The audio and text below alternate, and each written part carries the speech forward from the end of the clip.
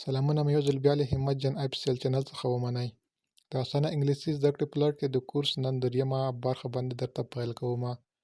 په دې هیله چې تاسو هغه نوره برخې هم کتلې وي او زده کړې به مو وي.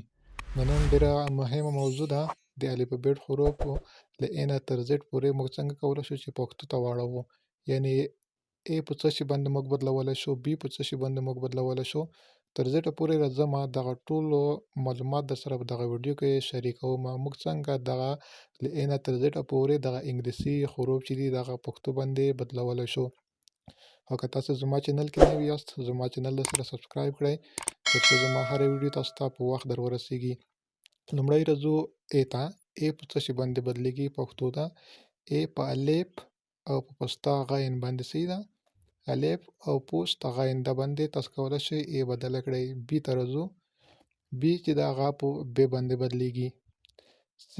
C په ک باندې بدلیږي. خو ځینې وخت C چې د هغه په سین په س هم بدلیږي. خو هغه کوم وخت بدلیږي؟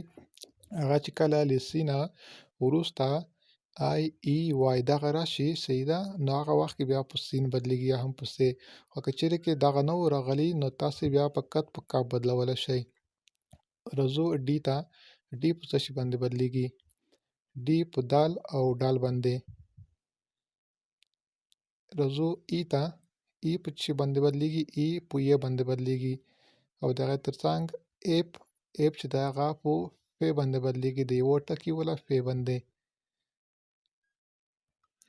راځو G ته. G چې د هغه په ګ باندې بدلیږي.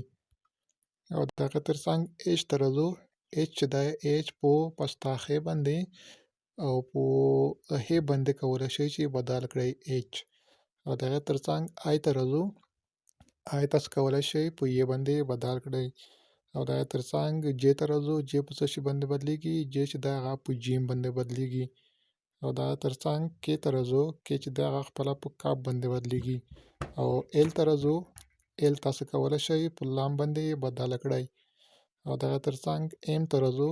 M په میم باندې بدلیږي. N ته راځو. N په نون او نوڼ باندې کولی شئ چې بدله کړئ.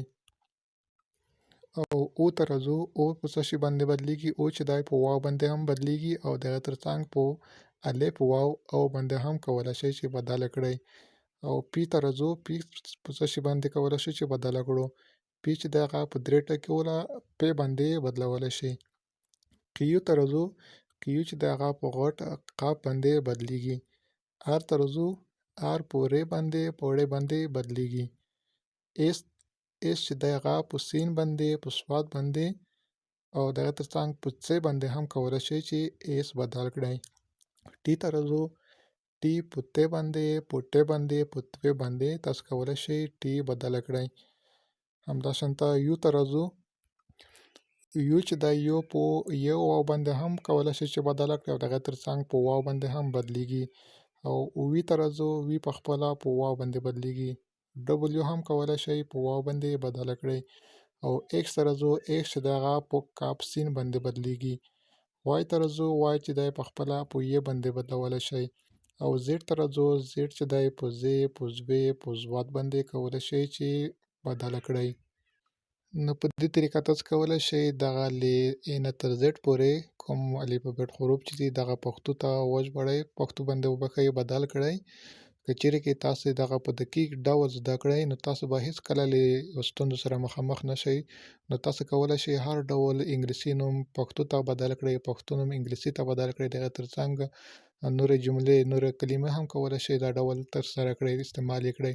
نو دغه ډېره مهمه موضوع ده، دې ته ډېر پام وکړئ، کوشش وکړئ دغه ښه دقیق زده کړئ.